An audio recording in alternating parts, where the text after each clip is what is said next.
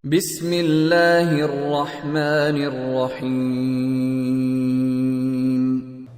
Di antara kisah yang berhubungan dengan kesolehan orang yang patuh kepada Allah dan kenikmatan hidup dia, kisah seorang anak muda di Mekah.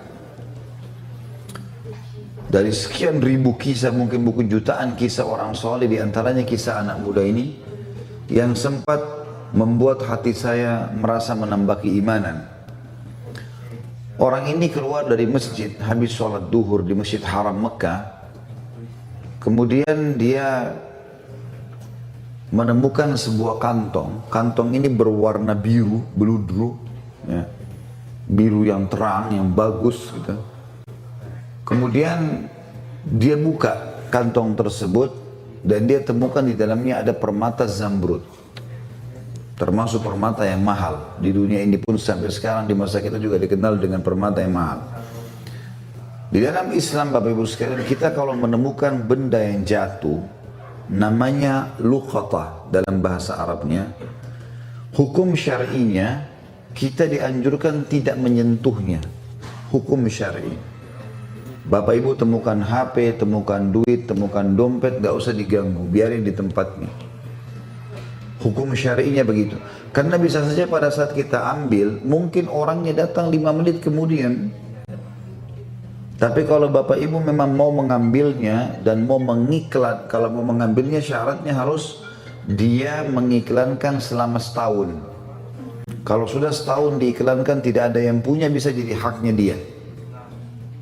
Hukum begitu, hukum luqatah. Tapi anak muda ini melihat di depan Masjid Haram ada kantong terjatuh, diambil sama dia, lalu dia naik ke atas sebuah batu, dia iklankan.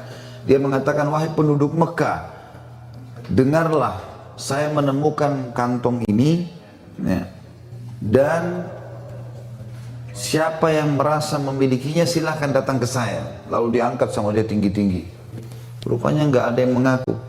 Dia teriak yang kedua kali, dia teriak yang ketiga kali, dia teriak yang ke-10 kali. Terus saja dia teriak, wahai muslimin, penduduk Mekah, ada enggak yang kehilangan kantong? Ini saya temukan. Tidak ada yang nyaut.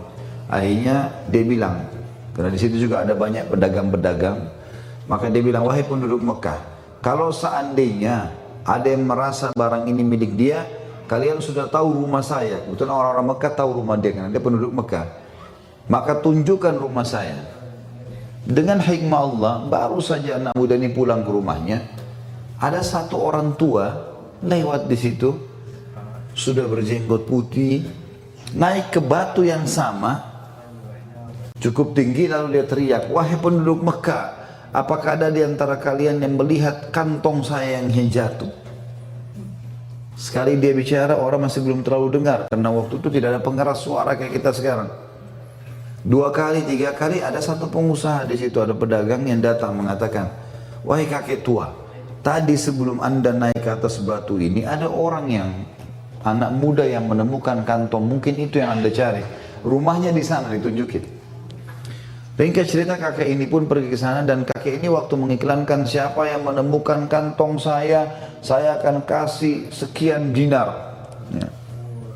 Kalau tidak salah itu 50 atau sekian banyak dinar, ya, jumlahnya cukup besar. Maka pada saat itu Bapak Ibu sekalian, dia pun datang, si kakek ini datang ke rumah si anak muda tadi. Setelah salam dia datang ke sana, kemudian dia menawarkan menanyakan apakah memang kau temukan kantong. Dia bilang iya. Baik. Kemudian anak muda ini mulai menanyakan apa ciri-cirinya.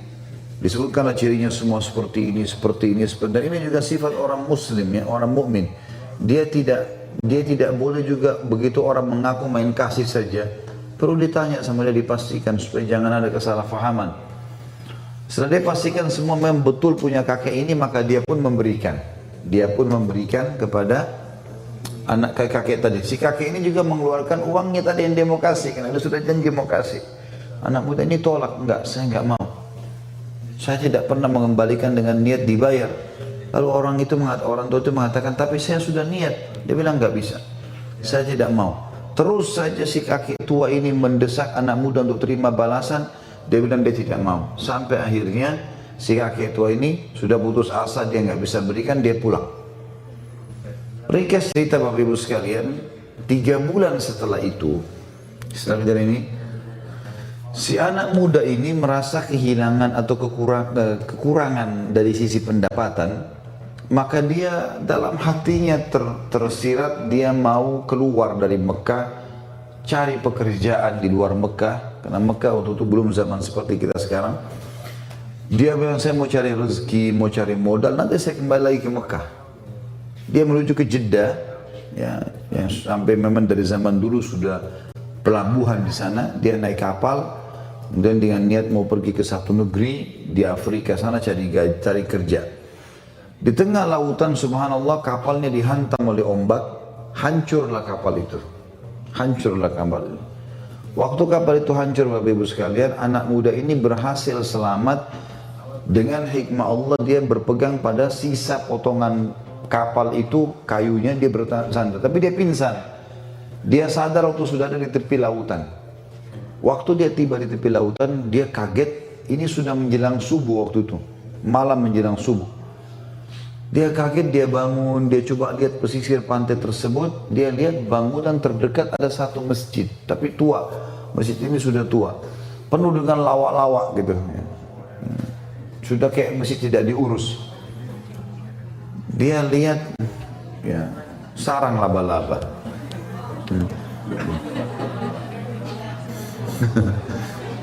Baiklah. Yang jelas karena sudah tidak dirawat, maka kelihatannya sudah kumuh, ya. Dia pun melihat waktu subuh sudah tiba dalam kondisi bajunya basah.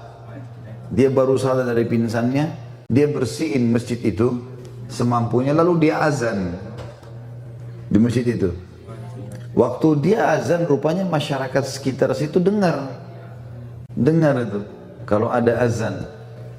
Maka mereka pada datang, sholatlah bersama anak muda ini. Azan, sholat sunnah, kemudian iqamah, disuruhlah anak muda ini jadi imam. Ditunjuk oleh orang situ jadi imam. Dia jadi imam, dia sholat. Begitu salam, lalu kemudian orang-orang yang bilang, Anda ini dari mana? Kamu ini dari mana? Dia cerita sama dia. Saya dari Mekah, saya naik kapal, kemudian kapal kami tenggelam, saya tiba di sini pinggir pantai, saya ada masjid, udah nggak dirawat, saya bersihkan, sudah waktu subuh saya azan. Kata mereka, kebetulan kami butuh imam, bisa nggak jadi imam di sini? Sekalian mengurus masjid ini, nanti kami kasih gaji. Baiklah. Tinggallah anak muda tersebut 3 bulan. Jadi sekarang sudah 6 bulan meninggalkan 6 bulan dari kasus ketemu sama si kakek tadi. Kakek itu tinggalkan rumahnya tadi di Mekah 3 bulan, kemudian dia baru keluar dari Mekah. Setelah itu tiba di pulau ini, 3 bulan lagi dia tinggal jadi imam. Setelah 3 bulan, rupanya karena dia anak muda yang hafal Quran, dia juga punya ilmu syar'i, ilmu agama yang bisa diajarkan, maka masyarakat sempat suka dengan dia. Lalu dimintalah dia untuk menikah dengan salah satu anak gadis di pulau itu, gitu. Apakah kami mau kau nikah dengan anak gadis ini? Bersedia? Dia bilang baiklah. Dia mau menikah karena memang dia masih bujang, belum menikah. Kemudian pada saat itu Bapak Ibu sekalian, didatangkanlah wanita, seorang anak gadis pakai cadar, tapi di bagian lehernya wanita itu ada kalung, dan kalung itu diikat, ada permatanya itu batu zamrud warna biru. Maka si anak muda ini, waktu perempuan tadi datang di depannya, buka cadarnya, matanya tertuju ke batu itu. Orang-orang di sekitar itu bilang, hai anak muda, kau zalimi perempuan ini. Kami datangkan untuk kau lihat wajahnya. Sunnah Nabi SAW kalau mau menikah, melihat wajah wanita dan telapak tangannya. Tapi kenapa kau lihat perhiasannya? Gitu kan. Maka kata anak muda ini, saya punya kisah dengan perhiasan ini, batu ini. Saya sangat yakin batu ini yang saya temukan 6 bulan lalu di Mekah. Dan kisahnya saya temukan, saya iklankan, terus datang seorang kakek tua yang mengaku. Begitu dia bilang kakek tua, tiba-tiba ya, orang-orang di masjid itu mengatakan Allahu Akbar, bertakbir semua. Kata anak muda ini, kenapa kalian bertakbir? Kata mereka, apa kau tahu siapa kakek tua yang kau temuin itu? Dan kisah yang kau sampaikan tentang batu permata, betul permatanya ini dia. Kata anak muda ini, tidak, saya tidak tahu. Kata mereka, itu adalah ayahnya anak perempuan ini. Ayahnya anak perempuan ini. Semenjak dia pulang ke pulau ini 3 bulan lalu, gitu kan, 6 bulan lalu dia pulang ke pulau ini, dia bilang dia selalu cerita tentang kamu, dan dia meninggal sekitar 3 bulan, beberapa hari setelah dia pulang. Dan itulah sebabnya kenapa masjid ini tidak diurus, karena dia dulu imam di sini, nggak ada yang bisa gantiin. Dan dia sebelum meninggal berdoa, dan kami dengar dia berkata, ya Allah, jadikanlah anak muda di Mekah itu jodoh anak saya. Itu kisah nyata. Kata anak muda ini, subhanallah, saya menikah dengan istri saya ini, maka permata itu yang tadinya dia kembalikan karena Allah, nggak mau terima balasan, gitu kan? Dia bilang, saya kembalikan sekarang menjadi milik saya sama istri saya.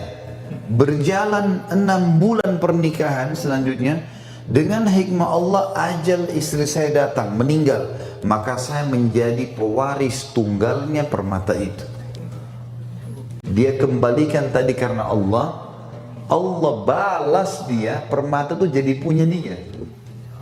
Kuasa Allah Subhanahu wa ta'ala. Ada banyak kisah berhubungan dengan seperti ini.